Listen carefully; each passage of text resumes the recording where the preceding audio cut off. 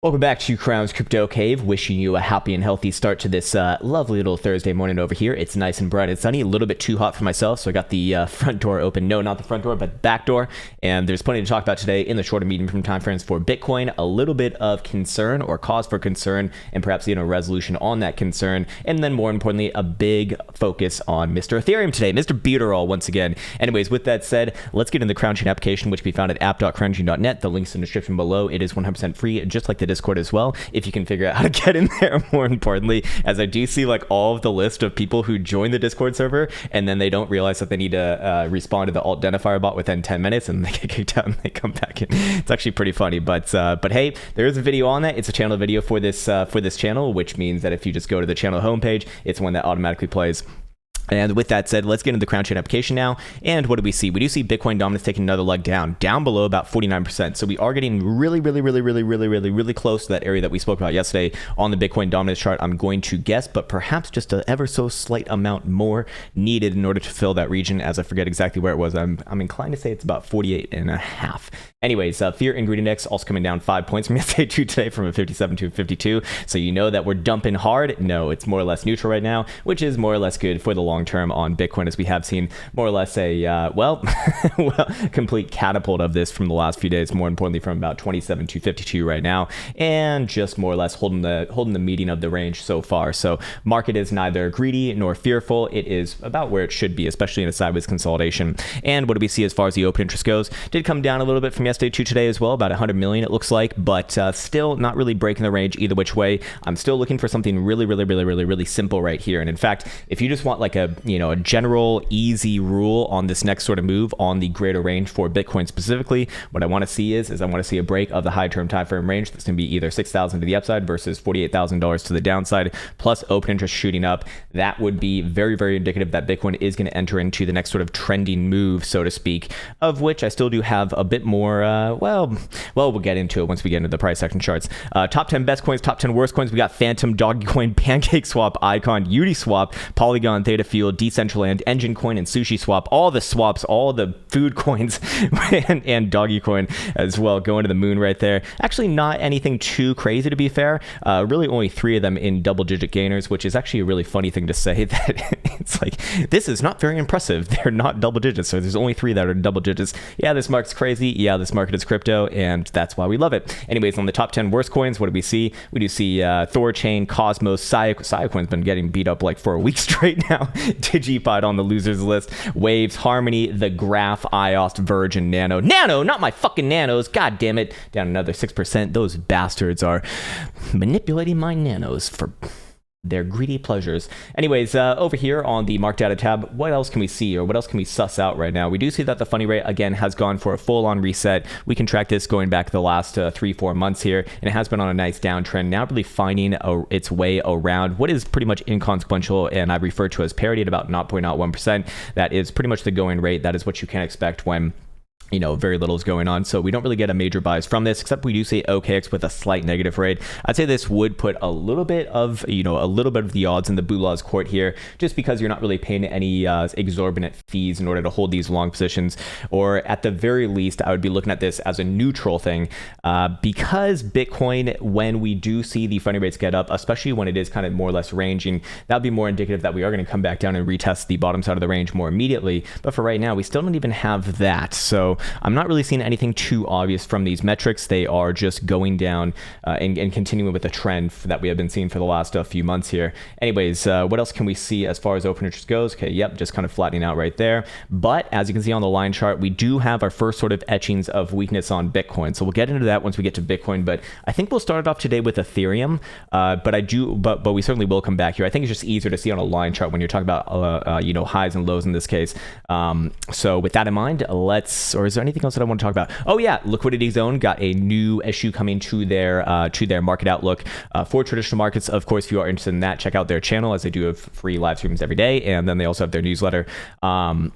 Again, going specifically over traditional markets, and it's maybe even in the works that at some point we might even have our own newsletter for the crypto sector as well. But that remains to be seen. Anyways, let's go over into the price action charts. We'll start it off with Ethereum today. We'll definitely get to Bitcoin, but I do want to do a little bit of a deep dive into Ethereum right now. So we did get the closure. We got our second closure, I should say, above the topside Trollender band for Mr. Buterol here. This is going to be in a follow-through fashion with, of course, the SMI, which is once again cresting the upside as of yesterday, fully confirmed, I guess, on the last closure. Daily MACD, same thing, alongside a break above the topside Toronto band, and we even do see DMI Plus following through with that, and I imagine that's going to be consistent on the 2-day as well. Indeed, it very much is, both with the DMI ADX and also the SMI over here. In the 3-day, same thing as well. In fact, the 3-day DMI signal is pretty much in its infancy. I actually do like this right here with the ADX really lifting off and the DMI Plus bouncing off of the threshold and having a positive slope alongside MACD histogram also increasing here too. Now, are we closing this one today or did we just close it? We just closed it, it looked like. Yeah. Because this one does get its next new dildo on May 1st, and that is going to be Saturday. Okay, so I think this actually closed yesterday, but either which way, we do see this one closing above the topside Toronto band as well. I do still retain the bias of further tries north here, somewhere around about 2800-ish region. I still do look at as a bit of a basing region. Let's see if we did hit that yesterday. Pretty fucking close, 2756 or 2760 and a half high here on what exchange is Finex, I believe it is. Yeah. And that is very, very, very, very, very close to our next target. I do think it probably has a little small move. Well, actually, if we do take this on a closing basis, we actually already did hit it, to be fair. Very interesting right there. But the next one would be about 2850-ish region. This two spot 414 and the 2 spot 272 is like a classic play, as it does kind of range between them two. But I'm still looking at this area right here as like a greater narrative for this. And yes, that would be about $100 higher than our high last night. And I'll be looking for a little bit of a more medium-term pullback from that region in comparison to this, what I would imagine is just going to be a short-term pullback right here. And what do you know? The 2 spot 272, the topside Toronto band is coming in right in the line with that, so I do like that. And we can obviously forecast this using Caretaker's new Challenger band tool, by the way, which we spoke about yesterday, and you can find for yourself just by typing in, I believe it is CTBB. There you go. Anyways, let's take off our drawing tools right here. It's a little bit easier to see in this fashion. And what do we have right now? We have a little bit of a backfill going on. Could come down a slight amount lower, like 2665 region.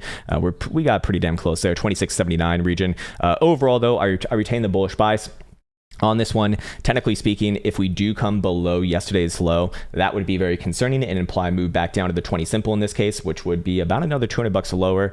Again, always have to have conditions on the other side for changing around biases, but in this case, I do more or less favor this one, and I would still be looking for general continuation here. Nothing really bearish in my opinion about the weekly. In fact, the weekly is going to have a chance to close above the topside Toronto band by end of this week, which will be situated right around 27, just under 2700 it looks like. Yeah, so overall, I do look at this once again as very much indicative of long-term continuation, and I really don't have a reason to be looking for like a major macro top on Ethereum specifically and the greater altcoin market for the most part. Anyways, looking at momentum oscillators over here, you can see that it's mostly fall through as well. SMI is turning up once again and increasing on the momentum. Same thing on MACD histogram, same thing on DMI ADX. So all of this does suggest more continuation here. We can also check out the monthly as well, seeing as we are coming into the end of the month in just a couple trading days, including today, that is. And, well, nothing fucking bearish about that, I'll put it that way, especially if it closes like this. Now, of course, Elsa's turned into a pink bear. What is going on over here?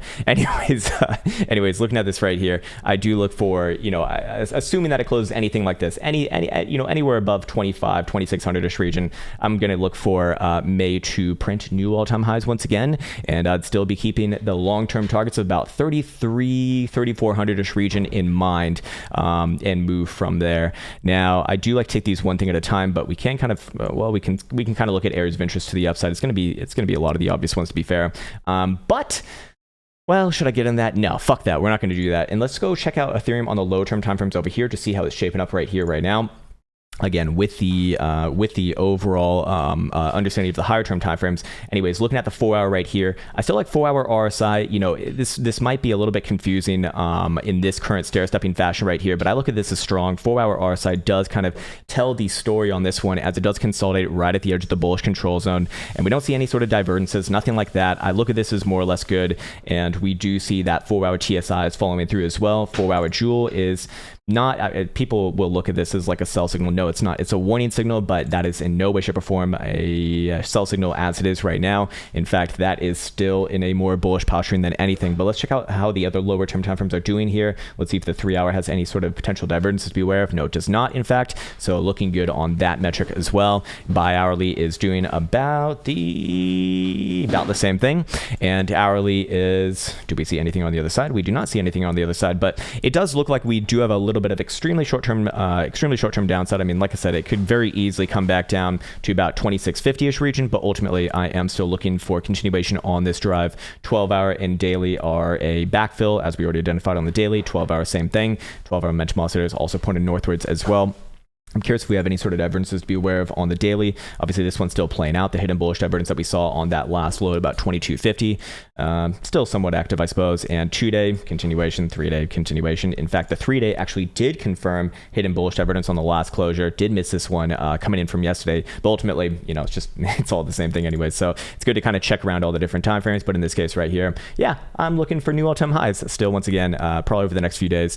Still with about 2850-ish region in mind. A little bit of a short-term, medium-term pullback from that region, and then likely a move up probably past $3,000 into May, but that's a little bit further away. Anyways, let's get on to Bitcoin now and talk about the old death cross over here. So we identified this one yesterday. Actually, it was Mr. Colin McCann who was actually calling this one out in the Discord, and he wanted me to take a look at it. And you know what? Now that we've actually had a couple days here to kind of let it bake for a second, we do see that the 55 and the 200 are starting to diverge. So if you are looking at this as potentially playable, I mean, technically speaking, it is still meeting that criteria. My criteria was essentially as long as it's maintaining closure above the 200 exponential average right there, or remaining below the last higher wick on this. Obviously, that was going to be wrong, but that is why using wicks is more aggressive and typically what I don't like to do. But as you can see, this did actually bounce up. This actually did make a move up to test around our blue box territory. Hey, where the fuck's my goddamn blue box? Those bastards deleted my blue box. Let's go over here and we can figure it out from this perspective. As I believe I already have it charted out. That is, hey, what the fuck? Oh no, it's on this chart right here. There we go. There it is. Lovely blue box. And yes, hitting up right into the lower echelon of that blue box territory, also in line with the 20 simple as well. So far rejection, and it is relatively concerning that we do have a negative slope on the 20 simple as is. So I do look at this as the first real tangible weakness that we have seen on Bitcoin after putting in its first lower low for the first time since, really, I mean, you could even say coronavirus sometimes. I would argue September, but that doesn't, it's not really of the same variety, to be fair, especially seeing as this happened on both the 2-day, 3-day, and I think even 5-day as well. So looking at this right now, if this really does start to come back down and especially close below yesterday's low, which is just below $54,000, I'd be looking at this as, or you could even use the 55 on this case. It's going to be about 54,400-ish region. If we do close below that region today on the daily, which is again 19 hours, 26 minutes, and 25 seconds away, so it's quite some time away, to be fair. A lot of hours left in the day, in the trading day. Then I would be looking at this as a tangible signal of a potential lower high, and I would be looking for a drive down somewhere right around $50,000, probably short-term bounces along the way, but ultimately I would be looking for this to come back down to the $45,000 to $45,000 low that we saw in late February of this year. So with all of that said, this is a bit concerning, and this is like the first time where we've really seen a tangible signal of a little bit of weakness here. Still needs to be fully confirmed, at least for myself, but if you do want to use a lower term time frame, I do think that it could be appropriate here on a 2-hour or 4-hour, just below the current range low, or just below the current range low right here, which is about 54 even on Mexico. And if we go to regular spot price action, what would it be? Actually, let's go to our BitMEX charts right here. Yeah, I'd be looking at this blue box territory as a bit of a bit of a bias buster for this one as well. And we actually even see the 55 and the 21 starting to kiss each other right here too. So I would be looking for the break of this region as actually indicative of a move both ways. And in this case, we actually can move down this area right here. Not to say that this one that it currently is irrelevant. No, it's not. Obviously got the high of yesterday's little one-off pump so far. But what I'd actually be more interested in looking at right now is looking at this range. We could even get rid of this blue box right here too, and kind of tidy up these charts a little bit more. more and do something more like this, because this is your nice little short-term time frame range. And I would be looking for the break of this range to produce, the next sort of medium-term move. In this case, to the downside, I'm looking at a move towards 51,250. Very likely a bounce there. Continuation implied back down here. To the upside, a couple ways to do this. I can say once again, if you take out the top side wick of this, yeah, I'd be looking for a continuation to like 57.5 to 58,000 bucks. Again, closure is always going to, be a little bit more, verifiable, and that's personally what I typically wait for in these cases. Although, like I said, for the last few days, I would not trade this range anyways. I'm not interested in trading Bitcoin right now. I'm looking at long-term strategies, and I'm basically treating whatever move transpires from this as a long-term opportunity, basically above 60,000 bucks. I'm happy to be bullish. Yes, I'll miss out on a few $1,000 of potential profit right around here by not being in position for a long-term. Fair enough. That's my risk as a trader. I'm completely fine with that. And by the same token, to the downside, I'd be looking. I'm actually not even really looking to short Bitcoin. I'm more or less looking to just to play one of those macro areas, whether it be 45,000 bucks or 39,000 bucks. I'm looking at that for a potentially long-term trade as well. Anyways, this is not financial advice. I'm not a financial advisor. I'm a financial derper. I'm a financial derper as well. Yes, looking at this right here, I do see a few concerning things on Bitcoin. However, momentum oscillators are in a more bearish posturing for what it's worth right now. We do got some of that bearish divergence on the 4 hour right here. It's not anything too crazy, and admittedly, it is only 2 drives on, contrary to the macro trend, which I typically don't like, but that is going to be combined very likely with the 4 hour TSI cross to the downside. Now, admittedly, this is in the bullish bias zone, so this is not, that concerning. It's not until I get back below the zero read right here where I go, okay, all right, this is nasty. But at least for right now, we do see a couple things lining up. And if we go over here to our secondary charts, let's see if we have anything to be aware of right now as well. Yeah, 4 hour MACD crossing to the downside freshly, and we do see 4 hour SMI is very likely to actually print a little or have a bearish cross here. Now again, this is in the bullish bias zone, so this is not really like, if anything, it's supposed to be considered like a bit of a bullish reset first and foremost until we get down to the zero read. But for right now, it can show that momentum is waning to the upside, obviously, especially on, what would be a lower high, which is rather concerning. And we also do see a DMI ADX signal kind of baking down here as well. But as you can see, the DMI plus is a little bit closer to the threshold. And I imagine that the next sort of signal spun upon this is probably going to be the break of the range anyways. So, naturally, these things are going to work together. And at the end of the day, I'd rather go off of just stock standard price action right here. So again, on 2 hour to 4 hour closures, I'd be looking at 55.5 to the upside versus about 54 to the downside. If you want to be super conservative, I would say 53.5, but I don't think that that's necessary in this case. You see an obvious range going on right here, and if we do start to break that, that is not very likely. That is going to quite literally confirm that bearish divergence right here. We're going to see all momentum also start to turn down. So I would start to look and prepare for a little bit of a downside move there, huh? Anyways, of course, I forgot to even follow up on this here too, but if we go back to our secondary charts, remember it was a bearish Fibonacci retracement here that I took to kind of generate this targeted region as like the region of potential bull trap.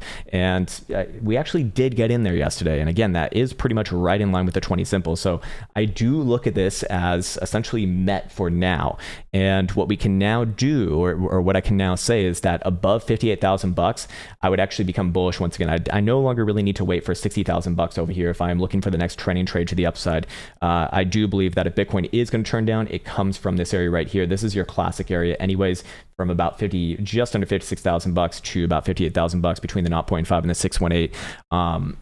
On a bearish retracement, of course. So with all of that in mind, again, if this were to confirm a local high, which I would even say if this closed anywhere below the 55 exponential average, which again is about 54,400 by end of day, I'd be looking at this very much at the very least as a medium-term local high, and I'd be looking for a move back down somewhere around $50,000 base and probably bounce to like 51,250 or whatever it was, and then I don't know, potentially doom long term. As everyone's been saying, or as everyone's been looking at, we do have the weekly 21 obviously in sights here too. That's currently coming in around about 45,000 bucks. Everyone knows that Bitcoin's history loves to kind of play off that region. You can see the yellow 21 all the way through all of prior bullish markets. Whenever it has a positive slope and Bitcoin price action is above it, that is phenomenal basing of price action area and phenomenal long-term opportunities, we'll call them. As you can see over here in 2011 to 2013, over here in 2013 to 2014, over here in 2016 to 2018. So with all of that in mind, I would be looking for a nice bounce off that 44 to 45,000-ish dollar level, which is directly in line with right now. But there is one thing that I'd actually suggest on the other side too. There is actually one potentially major bullish thing that could happen. It's not going to happen this week, or extremely unlikely to happen this week. At earliest, it'd probably happen next week, and that would be this: if Bitcoin actually can confirm a local low here on the weekly, we will have massive hidden bullish divergence in a pretty, in a pretty impressive area too, coming off of this last few lows right here, and that'd be 3 drives of hidden bullish divergence on a weekly time frame, by the way, and that would imply new all-time highs. So at the end of the day, if I am going to be looking at Bitcoin breaking out to the upside, the reason why I'm happy to wait and why I'm not really interested in trading in this range right here all the way up to maybe even like 58,500-ish region is because if Bitcoin does break out the top side of this range, I'm looking at a targeted region towards about 80, somewhere between 80 and 90,000 bucks. We do have a pretty massive range right here, between about 45 low and about $60,000 to $65,000 high. So about $15,000 from that to $20,000 from that. Yeah, that'd put you somewhere around, 75 to 80,000 bucks actually. So my bad, it's a little bit off there, but overall, that's kind of where I'd be looking towards. Anyways, Bitcoin breaking down a little bit right now. And what else? Oh yeah, there was one other thing that I wanted to call out. And I want to give credit to the person who called this out to me. Who was this? This was Mr. Yard. Mr. Yard on the Mr. Yard and Dr. Danger, actually. Yeah, Dr. Danger is always really good with this stuff. This is stuff that I used to talk about a lot in the past, but, I've been mostly focusing on other things as of recent times, but we can bring it back up. The hash ribbons, right? The hash ribbons, the old Mimi indicator. And where the fuck is it? Where did I put this thing? It's somewhere around here. I know it is. I'm sure of it. At least I think so. Where are you at? It's from Caprioli. It's obviously some sort of Italian person. Where is his name? I know it's like Caprioli, Charles or something rather. Oh, come on, man. Where the fuck are you? Making me look stupid. There it is. Found it. I'm blind. I'm blind as hell. I actually need to get LASIK surgery. Anyways, I make a fucking asshole of myself on the internet on a daily basis anyway. So what am I concerned with? Looking at the daily over here, I do not like the capitulation signals on this for obvious reasons, especially when it's contrary to the macro trend. Duh. Anyways, my point is that all of the blue buy signals that you have seen in this macro trend have been phenomenal areas, phenomenal fucking areas. We can backtest them right now. We can see that we did have a buy signal right here that produced this move from about 7,000 to 10 and 10 and a half. That's a 50% move. Not bad. Did eventually get sold into, obviously, but what did that do on the other side? It actually produced another buy signal right here, taking you from about about 7,500 all the way to 10,500. That's another 50% move. Not bad as well. Got some sleep in my eyes, some shit. Then we got another signal over here coming out of the $9,000 base in September, and what do you know happened after that? We had a 40% move to the upside. Not bad. Then, well, I mean, technically speaking, it's just continuation the whole way through, but let's just look at it as that first move. Then we get this next blue buy signal over here. This one actually not timing all that well, to be fair. But at the end of the day, this next higher low right here was that lovely momentous drive. And where did Bitcoin go on that first move? About 31.5%. Ultimately, before even playing out anything resembling a pullback, about 135%.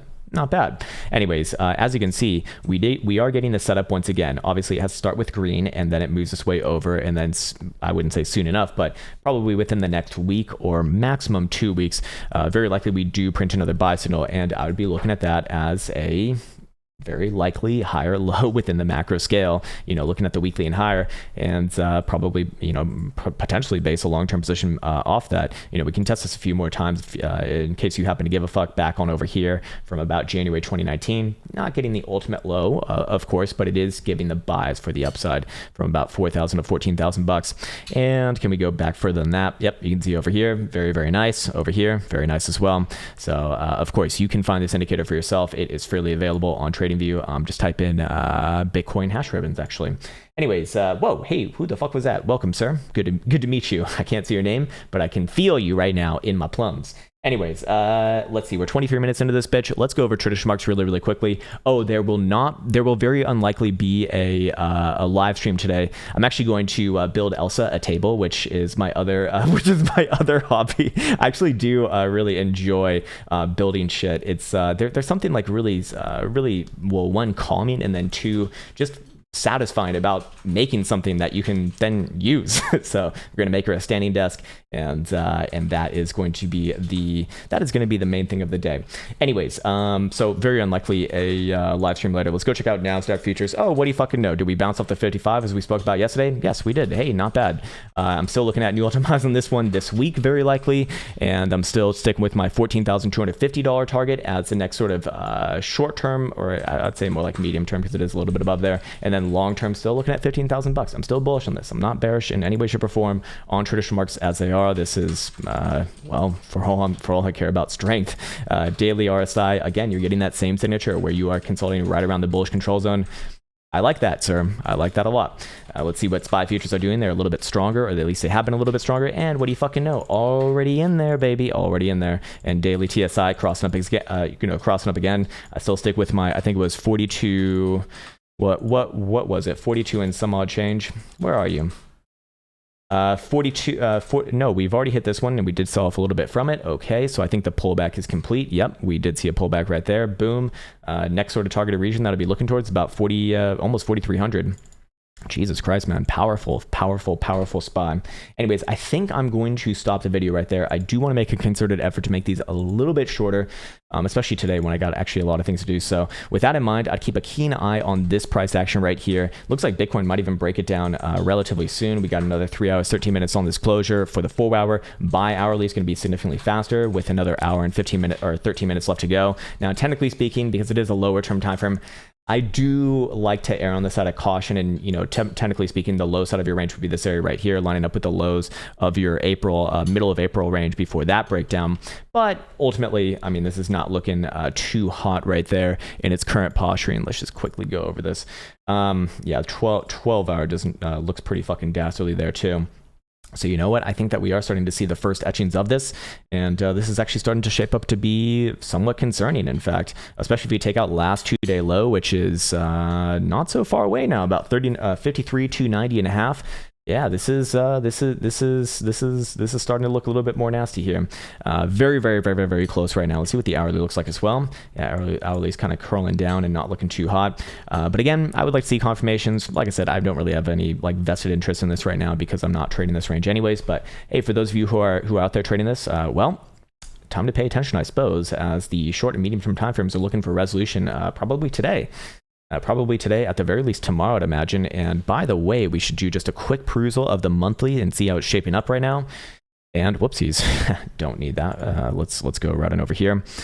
Yeah, monthly is starting to look a lot more like a doji dildo right here. So fair enough. Again, we still have another day and a half, but if things do remain somewhat, anywhere below about $50,000, we will have that doji. So it will be a signal of indecision for the first time in quite some time. And well, that can drive some more long-term price action. So with all of that in mind, I still do look at this as, more or less likely to range on the macro timeframes, sideways and down, which is fine. And I still think that Bitcoin has new all-time highs probably even this year. I wouldn't be surprised to see Bitcoin maybe even hit 6 digits this year. Still very much within the cards, but, can we take a little bit of a cool off after having 6 months straight to the fucking north side? I think that's reasonable, actually. So I'll leave you with that. I want to wish you well once again. Take care, and hopefully see you soon.